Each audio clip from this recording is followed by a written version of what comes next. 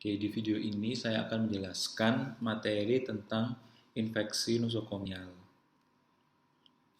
Beberapa pokok bahasan yang akan dibahas di video ini pada topik infeksi nosokomial ini pertama tentang definisi dari infeksi nosokomial, kemudian faktor terjadinya infeksi nosokomial itu apa saja. Jadi mulai dari agen penyakit, reservoir atau sumbernya, kemudian lingkungan, dan terakhir ya ini penularan.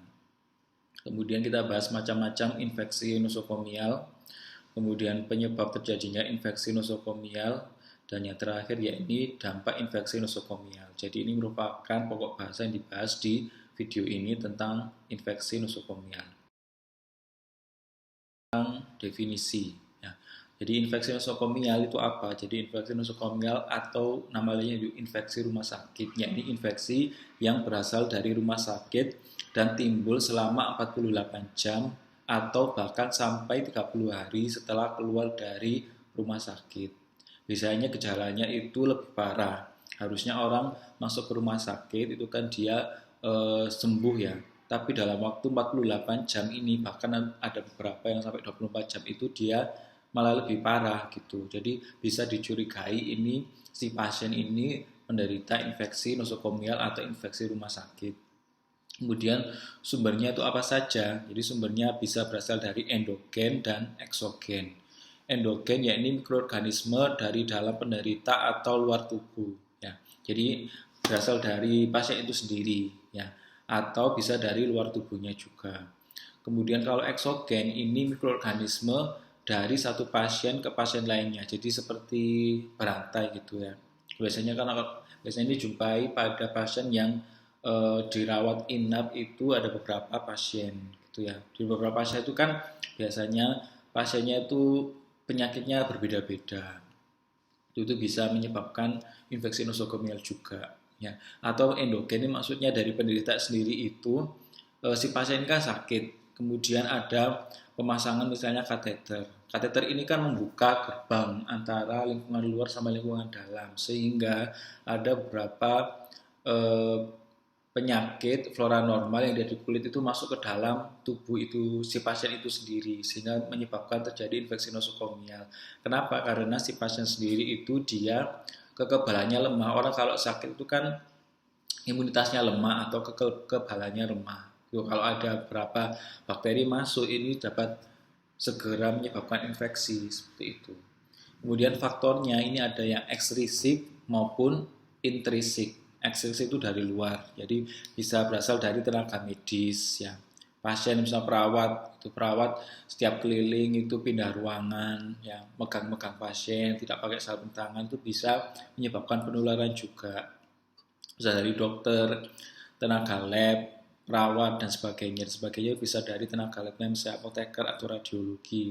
Dokter misalnya pakai stetoskop ya dari pasien satu ke pasien lainnya itu juga bisa menyebabkan infeksi nosokomial ya apabila kulitnya ini ada yang luka terbuka dan sebagainya itu bisa menjadi sumber penularan dari infeksi nosokomial.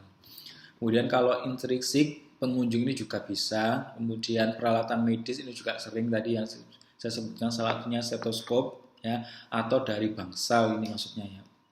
Kemudian kalau faktor intrinsik ini bisa dari umur pasien. Misalnya pasien dengan lansia 65 tahun ke atas itu kan kekebalan tubuhnya sudah mulai melemah. Apabila di rumah sakit dia bisa menyebabkan infeksi nosokomial. Kondisi penderita, risiko terapi misalnya ini pada penggunaan antibiotik. Ya, penggunaan antibiotik ini dapat menyebabkan flora normal dalam tubuh ini menjadi berkurang, otomatis mikroorganisme dari luar bisa masuk ke dalam. Itu biasanya orang yang terapi antibiotik itu rawan terjadinya infeksi. Itu ya, infeksi dari luar selain dari si antibiotik itu sendiri. Dan beberapa penyakit lainnya, misalnya HIV atau AIDS, itu kan penyakit yang menekan sistem imun, gitu ya. Apabila si pasien ini yang kena HIV atau AIDS ini masuk ke dalam rumah sakit, ini juga bisa menyebabkan faktor risiko terjadinya infeksi nosokomial. Faktor secara umum ini dibagi menjadi tiga, yakni reservoir atau sumbernya, ya, kemudian yang kedua lingkungan, dan ketiga yakni agen penyebab penyakit. kita bahas satu-satu untuk faktor pertama, yakni faktor terjadinya infeksi nosokomial. Jadi faktornya yakni agen penyebab penyakit yang pertama. Jadi pasien akan terpapar berbagai macam mikroorganisme selama dirawat di rumah sakit. Jadi kontak antara pasien dengan berbagai macam mikroorganisme ini tidak selalu menimbulkan gejala klinis ya. Ada beberapa mikroorganisme ini menyebabkan penyakit ini langsung ya. Jadi dia tidak ada tandanya. Biasanya orang kena penyakit itu kan tandanya panas, demam ya. Ada beberapa mikroorganisme menyebabkan penyakit ini dia sifatnya subklinis atau tidak ada gejalanya gitu. Kemudian macam-macam agen penyebab dapat berupa bakteri, virus, jamur, atau parasit. Jadi rata-rata agen penyebab penyakit infeksi nosokomial ini merupakan mikroorganisme. Yang pertama bisa bakteri. Bakteri penyebab infeksi nosokomial yang tersering yakni pertama Staphylococcus aureus. Ini biasanya dari kulit ya. Proteus, kemudian Escherichia coli juga sering ini infeksi nosokomial, kemudian Pseudomonas. Ini yang paling sering. Beberapa bakteri juga beberapa ditemukan tapi tidak sebutkan, ini yang paling sering ditemukan di beberapa rumah sakit. Kemudian bisa virus hepatitis B dan C, ini juga ya yang sering penularannya mulai dari droplet. HIV ya, misalnya penggunaan jarum suntik yang tidak steril itu bisa. Tapi sekarang kan sudah jarang, yang paling banyak itu sekarang itu infeksi nosokomial disebabkan oleh bakteri. Ya.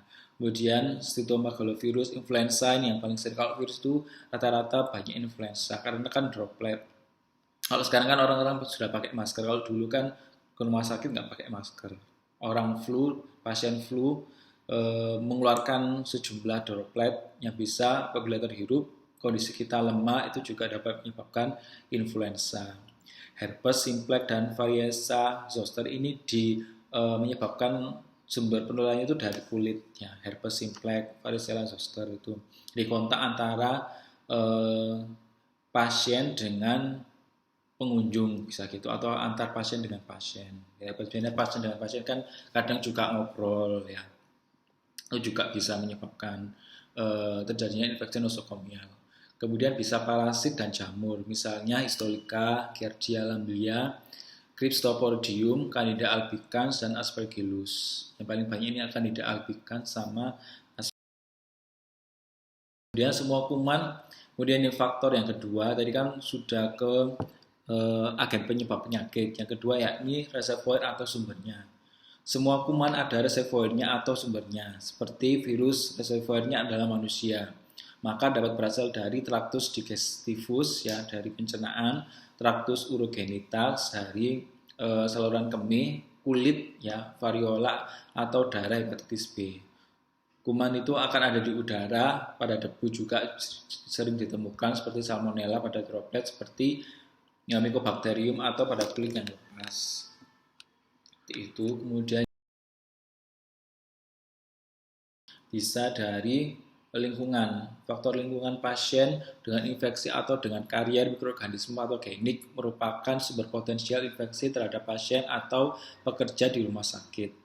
Adanya kondisi seperti ini di dalam rumah sakit sering mengakibatkan transmisi bakteri dari satu unit ke unit lainnya. Yang maksudnya misalnya dari unit IGD ke unit bedah atau unit anak gitu ya. IGD itu kan paling sering ya. Jadi kalau dijumpai di infeksi nosokomial yang paling sering di unit itu unit IGD ya. Kemudian yang kedua itu ke unit anak biasanya. Tapi beberapa rumah sakit itu berbeda-beda, tapi sering digunakan itu di IGD. Orang lalu lalang seperti itu kan kalau di IGD. Rawat jalan. Kemudian mikrobial mungkin mengkontaminasi alat-alat, bahan-bahan yang kemudian kontak terhadap pasien. Kadar udara sangat mempengaruhi seperti kelembapan udara, suhu, dan pergerakan udara dengan udara. Ini yang paling sering juga ya lingkungan. Kalau di rumah sakit itu ada untuk pel-pelan ya, pel-pelan meja itu ada sejumlah disinfeksi ya, disinfeksi seperti klorin atau pakai iodin seperti itu. Jadi supaya mencegah terjadinya infeksi nosokomial. Beberapa rumah sakit juga sudah menerapkan sebelum pandemi ini ya, beberapa rumah sakit juga sudah menerapkan di beberapa unit itu ada tempat untuk cuci tangan atau ada alkohol seperti itu untuk mencegah penularan dari infeksi nosokomial. Faktor fisik dari lingkungan bisa suhu, kelembapan. Ya, kelembapan ini lingkungan. Ya, jadi beberapa virus ini suka kelembapan udara yang tinggi.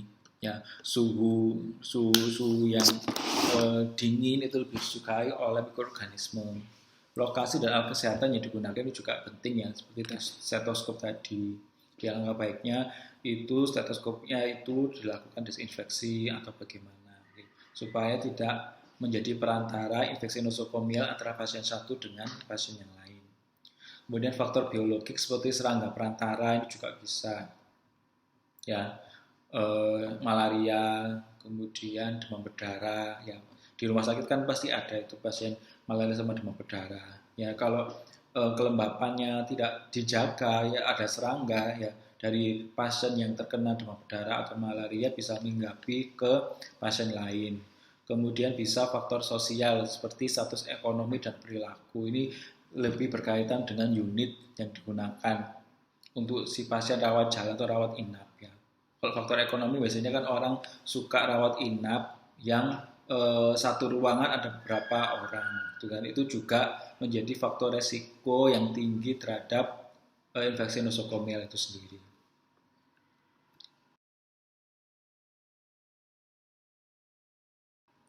Kemudian penularannya tadi sudah ada, bisa kontak langsung atau kontak tidak langsung, bisa berasal dari alat, udara, dan vektor. Kalau kontak langsung, mikroorganisme langsung permukaan tubuh ke permukaan tubuh satu dengan permukaan tubuh yang lain maksudnya. Jadi memandikan pasien, membalikkan pasien dapat terjadi di antara dua pasien atau antara pasien dengan pengunjung, biasanya keluarga. Kalau kontak tidak langsung, kontak dengan orang melalui peralatan yang terkontaminasi, misalnya dari jarum, stetoskop, ya alat dressing, pengering, sarung tangan tidak diganti di antara pasien, ini bisa menyebabkan infeksi nosokomial secara tidak langsung. Kontak langsung misalnya ini terjadi kalau ada luka terbuka, ya luka terbuka antara pasien, kemudian si pemandinya atau membalikkan pasien, si keluarga ini juga kondisinya ada luka terbuka, kemudian kondisinya juga drop, ini bisa menyebabkan infeksi nosokomial juga. Kemudian dari peralatan, misalnya transmisi mikroorganisme patogen melalui objek atau benda mati. Misalnya dari makanan, minuman, alat kesehatan, dan peralatan lain yang terkontaminasi. Kemudian udara, transmisi terjadi ketika menghirup udara yang mengandung mikroorganisme patogen. Ukuran partikelnya ini kurang dari 5 mikron. Mikroorganisme yang transmisi melalui udara, misalnya virus Mycobacterium, TBC, itu kan dari droplet. Ya, di rumah sakit itu juga pasti ada pasien TBC. Ya. Tapi beberapa rumah sakit, misal tipe A ini ada pengklasifikasian, misalnya pasien dengan TBC itu bisa dirujuk ke unit yang tidak berhubungan langsung dengan pengunjung, gitu ya. Biasanya letaknya itu di bagian belakang atau pojok, ya ruangan yang terisolasi atau terisolir seperti itu, supaya tidak menginfeksi si pasien lain atau pengunjung seperti itu. Kemudian ini bukan virus ya, Mycobacterium itu termasuk bakteri. Kemudian bisa regional, rubella, varicella, ini baru virus ya, virus rubella, varicella termasuk virus. Kalau tuberkulosis, Mycobacterium tuberculosis, legionella, ini termasuk bakteri. Kemudian vektor, penularan secara eksternal, yaitu eksternal bila hanya terjadi pemindahan secara mekanis dari mikroorganisme yang menempel pada tubuh vektor. Penularan secara internal yaitu bila mikroorganisme masuk dalam tubuh vektor dan dapat terjadi perubahan secara biologis. Misalnya Shigella salmonella oleh lalat, seringnya. Misalnya di kantin.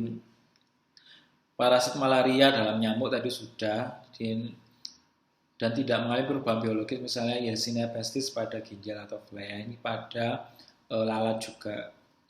Yersinia pestis ini bakteri. Kemudian macam-macam infeksi nosokomial, itu bisa ISK, yaitu jenis infeksi yang sangat sering terjadi.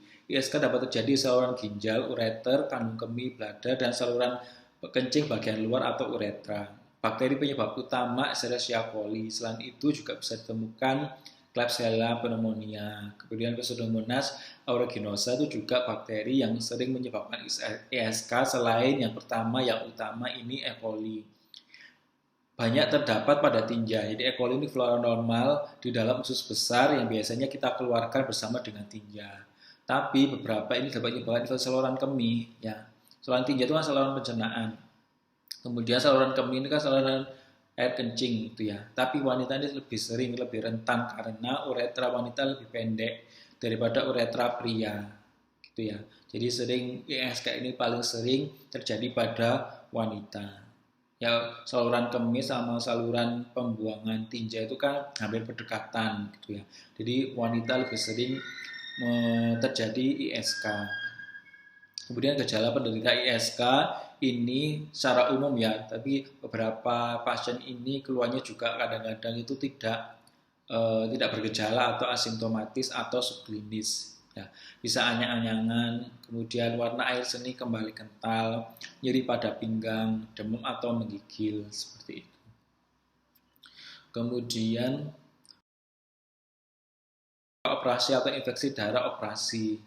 Jadi dikatakan di awal ini infeksi nosokomial ini bisa paling cepat 24 jam sampai 48 jam, paling lama bisa 30 hari. Kalau 30 hari ini paling sering terjadi pada orang yang pasca operasi. Pada tempat insisi atau pada tempat yang dibuka. Kalau orang dibedah itu kan dijahit. Ya, kemudian itu kan ada bekas jahitan yang terbuka, itu kan ada kontak antara bagian luar dengan bagian tubuh. Nah, ini bisa menjadi rentan atau faktor risiko terhadap terjadinya infeksi nosokomial. Misalnya tanda orang terkena infeksi luka operasi atau ILO atau infeksi daerah operasi atau singkatannya IDO. Ya, biasanya keluar cairan purulen dari organ dalam. Kemudian didapat isolasi dari organ dalam. Dinyatakan infeksi oleh ahli bedah atau dokter. Kemudian pencegahannya untuk infeksi luka operasi ini harus dilakukan karena dia tidak akan mengakibatkan semakin lamanya rawat inap.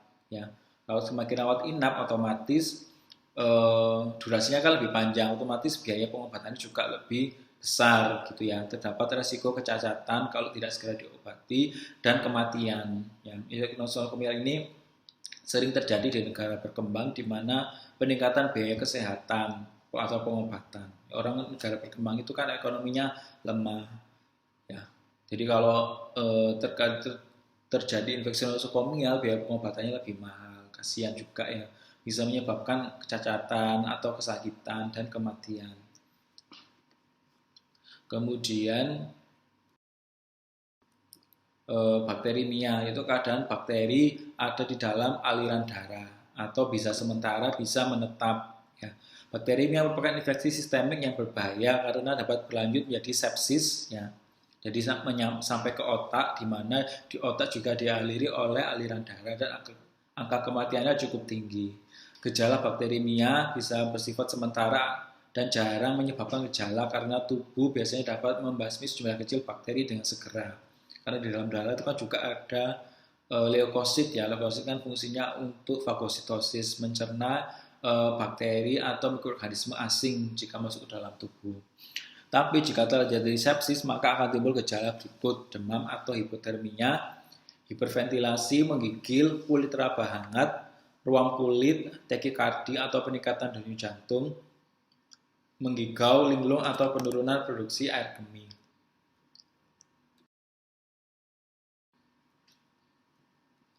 Kemudian bisa infeksi saluran nafas. Berdasarkan wilayah infeksinya, terbagi menjadi infeksi saluran nafas atas. Nafas atas itu bisa melalui hidung, kerongkongan. Ya. Kalau saluran nafas bawah ini mulai dari alveolus, paru-paru, ini termasuk infeksi saluran nafas bawah. Kalau saluran atas meliputi rinitis hidung, ya, sinusitis, faringitis, faring, laringitis, epiglotis, tonsilitis dan otitis. Kalau infeksi saluran nafas bawah ini pada bronkus sudah masuk ke paru-paru. Bagian paru-paru itu kan ada bronkus, alveoli. Ya. Penyebabnya, nama penyakitnya bisa bronkitis, bronkiolitis dan pneumonia.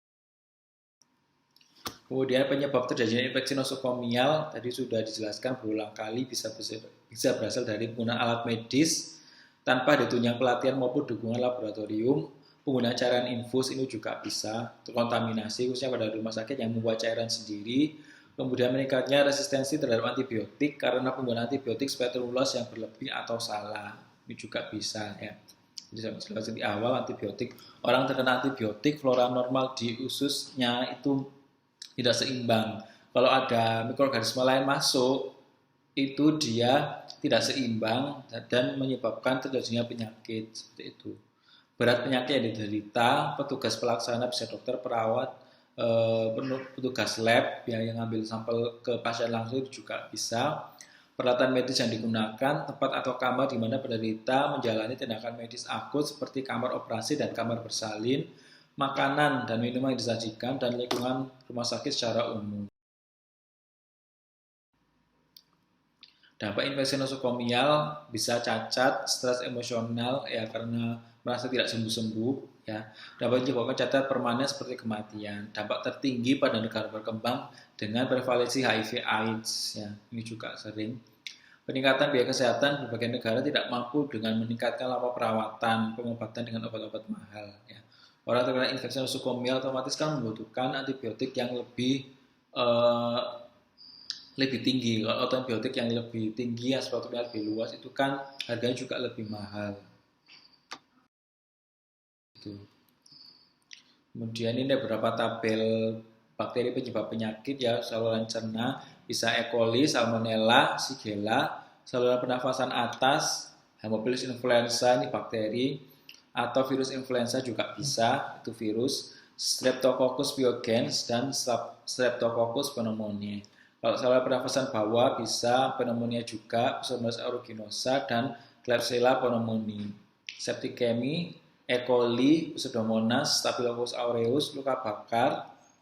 Luka bakar itu paling sering Staphylococcus aureus atau Streptococcus pyogenes. Ya. Pada luka aureus, epidermidis ya, Klebsiella bacteroides epidermidis ini termasuk flora normal juga. Cuman kalau ada luka terbuka, dia bisa masuk dan menyebabkan penyakit pada luka misalnya. Saluran kemih paling tinggi tadi E. coli ya, diikuti oleh Klebsiella, Pseudomonas aeruginosa, Proteus aeruginus, dan Streptococcus faecalis. Kemudian skema penularannya seperti ini ya, sumbernya tadi bisa manusia, air, larutan, obat, dan peralatan. Penyebab infeksinya bisa mikroorganisme, bisa bakteri, jamur, virus, parasit, ya, bisa tempat keluar, ekskreta, sekreta, ya, dari keringat atau tetes. Cara penularannya bisa kontak langsung atau tidak langsung. Kemudian masuknya bisa dari lapisan mukosa, luka terbuka atau luka pas pembedahan, saluran cerna, urin, dan nafas. Kemudian masuk ke penjamu rentan, artinya kekebalan tubuhnya itu rendah. Pencegahan infeksi nosokomia yang pertama ini cuci tangan. Ya, kalau kalian sudah melihat video tentang sterilisasi, cuci tangan ini merupakan yang paling efektif. Ya, habis menyentuh pasien pada tenaga medis bisa cuci tangan. Habis sebelum dan sesudah menyentuh pasien bagi pengunjung juga harus cuci tangan. Ya, cuci tangan merupakan metode yang paling efektif untuk mencegah infeksi nosokomial. Efektif mengurangi perpindahan mikroorganisme karena bersentuhan. Kemudian memakai perlengkapan pelindung, mengantisipasi bila terkena. Jadi biasanya kita kalau kalian belajar K3 ini ada istilah kewaspadaan universal. Artinya kewaspadaan universal ini artinya itu kita mewaspadai seluruh pasien ini berbahaya. Ya, baik itu pasien itu sendiri, keluarga kalian atau pacar kalian, kita harus bersikap waspada. Waspada dalam arti kita memakai APD lengkap. Karena kita ini bisa sebagai perantara atau dari penyakitnya itu sendiri bisa dari pasien menular ke kita. Gitu. Jadi harus kewaspadaan universal. Jadi waspada terhadap seluruh pasien ini, baik keluarga sendiri itu berbahaya. Gitu. Melindungi selaput lendir mata, hidung, mulut, menggunakan teknik aseptik yang pakai alkohol. Kalau tidak ada tempat untuk cuci tangan, memproses alat bekas pakai, menangani peralatan tajam dengan aman, menjaga kebersihan dan kerapian lingkungan serta pembuangan secara